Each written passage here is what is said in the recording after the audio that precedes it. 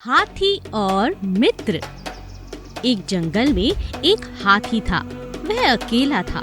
उसके पास खेलने के लिए कोई दोस्त नहीं था। एक दिन उसने जंगल में कुछ दोस्त बनाने का फैसला किया और वह दोस्तों की तलाश में जंगल की ओर निकल गया।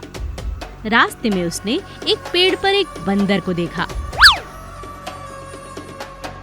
हेलो प्यारे बंदर, क्या तुम मेरे दोस्त बनोगे?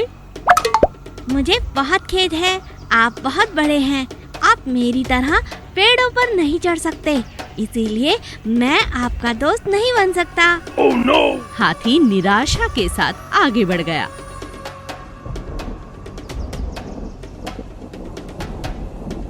कुछ समय बाद हाथी ने एक घोड़े को देखा।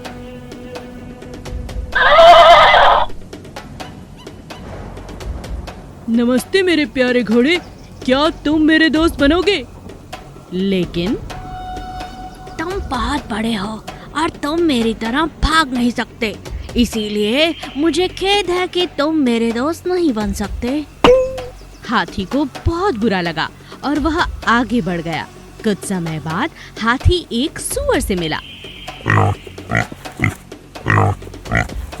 नमस्ते मेरे प्यारे सुअर, क्या आप मेरे दोस्त बन सकते हैं? मैं तुम्हारा दोस्त कैसे हो सकता हूँ? आपका शरीर बहुत बड़ा है, आप मेरे बाड़े में भी नहीं आ सकते। हाथी परेशान था। बाद में वह जंगल में एक पांडा से मिलता है।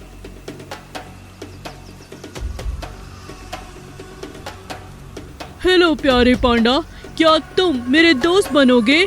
मुझे बहुत खेद है, तुम बहुत बड़े हो और मेरी तरह पेड़ों पर नहीं सो सकते, इसीलिए दोस्त बनना तो मुश्किल है। अगले दिन हाथी ने जंगल के सभी जानवरों को अपनी जान बचाते हुए इधर उधर दौड़ते हुए देखा। हाथी ने भागते जानवरों से पूछा, बात क्या है? आप लोग सब भाग क्यों रहे हो? जंगल में एक बाघ है, वह जंगल के सभी जानवरों को मार रहा है। सभी जानवर अपनी जान बचाने के लिए छिप रहे हैं, तुम भी छिप जाओ, जल्दी करो। यह सुनकर हाथी ने सोचा, मुझे जंगल में सभी को बचाने के लिए कुछ करना होगा।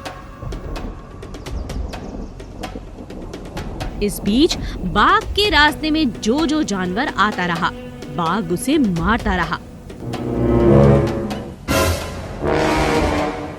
तभी हाथी ने हिम्मत दिखाई और वह बाघ के पास गया और कहने लगा, बाघ, कृपया करके इन गरीब जानवरों को मत मारो, ये गलत है। तुम अपने काम से काम रखो, समझे? हाथी के पास अब बाघ को जोरदार धक्का देने के अलावा कोई चारा नहीं था। उसने बाघ को जोर से धक्का मारा और बाघ भयभीत होकर वहां से भाग निकला। हाथी सभी को खुशखबरी सुनाने के लिए जंगल में वापस आया। सभी जानवरों ने हाथी को धन्यवाद किया। सभी जानवरों ने कहा, आप हमारे दोस्त बनने के काबिल हैं, हम सब आपके दोस्त हैं।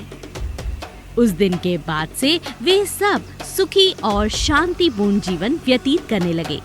जरूरत के समय जो काम आए, वास्तव में वही हमारा सच्चा दोस्त है।